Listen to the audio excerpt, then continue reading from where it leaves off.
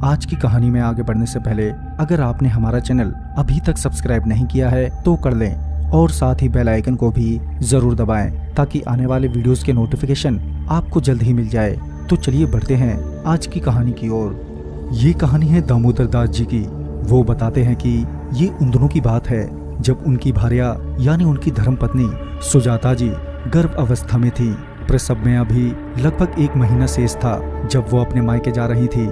दामोदर दास जी को अपना काम करते करते शाम हो गई, जिसकी वजह से उन्हें शाम की आखिरी गाड़ी से ही जाना था। मगर जब वो बस डिपो पर पहुंचे तो उन्हें पता चला कि वो आखिरी बस भी निकल चुकी है। चूंकि रात बेहद हो चुकी थी इसलिए वो घर वापस नहीं जा सकते थे। अब उन्हें सुबह की गाड़ी से ही जाना होगा और रात भी डिपो पर ही बितानी होगी। लगभग रात के 11 बजे थे कि एक बस अचानक से वहां आ गई। वो बस भी उसी ओर जा रही थी जिस ओर दामोदर दास जी को जाना था। दामोदर दास जी अपनी भार्या के साथ उसी बस में बैठ जाते हैं और उन्हें एक सीट भी मिल जाती है। बस काफी भरी हुई थी जिस वजह से बस में बहुत शोर शराबा हो रहा था।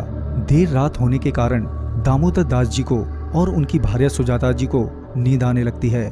उन्होंने आंखें झपकाई ही थी कि उन्हें ऐसा एहसास हुआ कि बस में अचानक से खामोशी सी हो गई है। उन्होंने सोचा कि एकदम से ये खामोशी कैसे हो गई और बस में बैठी सभी सवारी अचानक ही कहीं गायब हो गई हैं।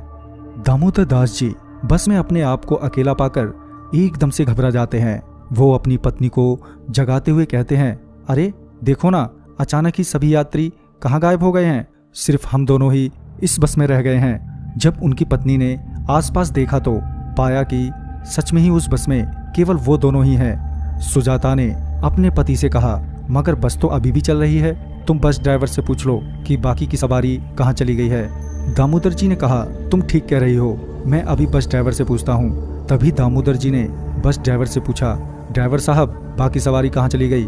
मगर इस पर ड्राइवर ने कोई जवाब नहीं दिया। दामोदर जी ने ड्राइवर से फिर से पूछा, मगर ड्राइवर ने फिर से कोई जवाब नहीं दिया। जब उन्हें कोई जवाब नहीं मिला तो वो ये जानने के लिए ड्राइवर के पास पहुंच जाते हैं कि आखिर ड्राइवर कुछ बोल क्यों नहीं रहा है। दामोदर दास जी ड्राइवर पर चिल्लाते हुए कहते हैं, तुम बहरे हो गए हो क्या, जवाब क्यों नहीं दे रहे? दामोदर जी ने इतना बोला ही था कि वो अचानक से बस के गेट पर जा गिरे। सुजाता जी अपने पति को नीचे गिरता देख उनके पास पहुंचती है और उठाते हुए पूछती है कि आप नीचे कैसे गिरे? दामोदर जी घबराते हुए और डरते हुए ड्राइवर की ओर इशारा करते हैं। जब सुजाता जी ने ड्राइवर की ओर देखा तो पाया कि वो कोई ड्राइवर नहीं बल्कि एक शैतान है जो देखने में बहुत ही भयानक है।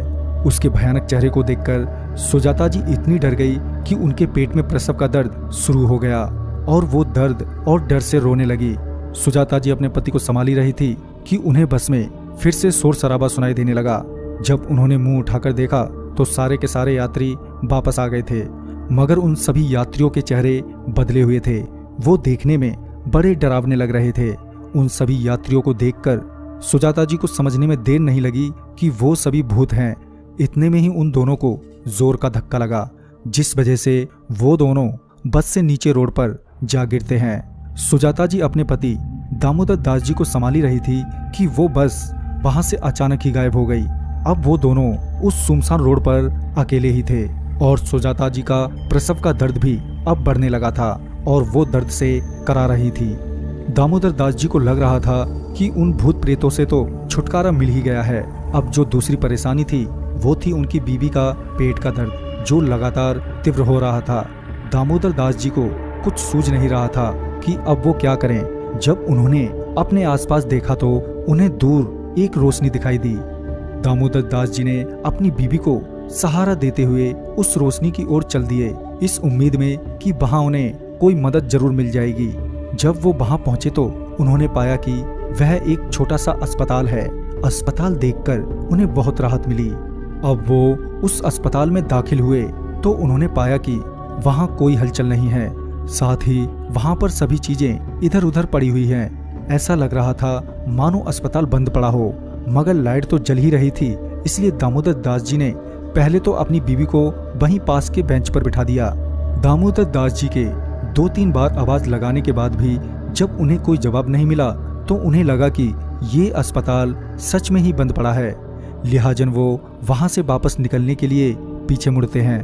दामोदर दास जी पीछे मुड़े ही थे कि उन्होंने देखा कि एक कंपाउंडर सामने खड़ा है जो थोड़ा अजीब सा लग रहा है।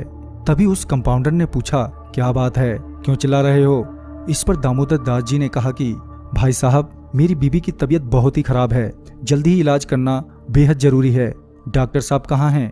फिर कंपाउंडर ने कहा, तुम्हें दिखाई नहीं दे रहा? वो तो रहे डॉक्टर, तुम्हारी बीबी की जांच कर रहे हैं। जब दामोदर दास जी ने पीछे की ओर देखा तो उन्होंने पाया कि सच में ही डॉक्टर उनकी बीवी की जांच कर रहे थे। दामोदर दास जी उस डॉक्टर के पास पहुंचे और पूछा, घबराने की तो कोई बात नहीं है ना डॉक्टर साहब? इस पर उस डॉक्टर ने जवाब दिया कि ये प्रसव दर्द है और इनकी डिलीवरी अभी करनी होगी, नहीं तो ये नहीं बच पाएंगी। ये सुनकर दामोदर जी ने उन्हें डिलीवरी करने के लिए हाँ कह दिया। तभी डॉक्टर ने कंपाउंडर से कहा, स्ट्रेचर लेकर आओ और पेशेंट को अंदर ले चलो। जब डॉक्टर सुजाता जी को प्रसव के लिए अंदर ले गए तो दामोदर दास जी वहीं बेंच पर बैठ गए और दिन भर की बीती बातों पर सोच विचार करने लगे। तभी एक दूसरा कंपाउंडर भागते हुए आया और उसी रूम में अंदर घुसा जिस रूम में सुजाता जी को ले जाया गया था। मगर अचरज की बात तो यह थी कि वो कंपाउंडर जब भागकर आ रहा था तो वो कंपाउंडर एक टेबल से टकराया था जिसके ऊपर से पानी का रखा जग नीचे गिर गया। लेकिन जब वो जग नीचे गिरा तो ना ही तो उस जग के गिरने की आवाज आई और ना ही उस कंपाउंडर के दौड़ने की आवाज आई थी। ये देखकर दामोदर दास जी को बहुत ही हैरानी हुई। फिर उन्होंने ध्यान दिया कि जब से वो यहाँ आए हैं तब से सिर्फ उनके ही चलने फिरने की आवाज आ रही है। यहाँ तक कि जब वो कंपाउंडर स्ट्रेचर लेकर आया था तब भी कोई आवाज नहीं आई थी।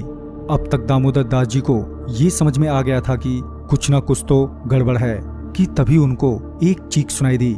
जब वो उस रूम में गए तो उन्होंने देखा कि उनकी बीवी बेहोश है और वो सारे लोग जो कंपाउंडर डॉक्टर के भेष में थे एक घेरा बनाकर खड़े हैं। उन्हें देखकर ऐसा लग रहा था कि वो सभी कुछ खा रहे हों। तभी दामोदर दास जी ने पूछा, क्या हुआ, ये चीख कैसी थी? तभी दामोदर दास जी की आवाज सुनकर उनमें से एक ने अपनी गर्दन पीछे की ओर मोड़ दी। उसके चेहरे पर खून लगा था। जब दामोदर दास जी ने उनके हाथ की ओर देखा तो पाया कि उनके हाथ में एक बच्चे की टांग है। तभी वो सभी के सभी दामोदर जी की ओर बढ़ने लगे। दामोदर दास जी उन सभी को अपनी ओर बढ़ता देख वहीं पर बेहोश हो गए। जब उनकी आंख खुली तो उन्होंने पाया कि उनकी बीवी वहीं बगल में जमीन पर पड़ी हुई है। जब उन्होंने अपने चारों ओर देखा तो पाया कि वो एक टूटे फूटे मकान में पड़े हैं, जिसे देखकर वो बेहद डर गए और वो अपनी पत्नी को लेकर वहां से जल्द ही निकल गए। तो दोस्तों, इस वीडियो में बस इतना ही। वीडियो आपको अच्छा लगा हो तो लाइक, शेयर और कमेंट करना ना भूलें। तो मैं आपका दोस्त जल्द ही मिलता हूँ एक नई वीडियो के साथ। तब तक के लिए बाय एंड टेक केयर।